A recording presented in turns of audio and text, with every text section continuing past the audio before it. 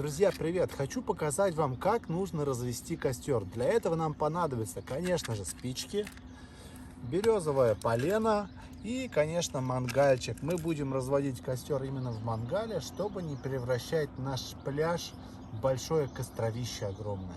Для начала мы подготовим нам розжиг из березовой коры. Вот эта кора, она очень хорошо горит, поэтому снимаете небольшой слой.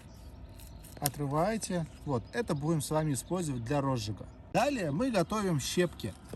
Щепки необходимы нам для того, чтобы розжиг хорошо схватился и костер уже начал разгораться. Так, я заготовил уже березовую кору, вот вы можете посмотреть.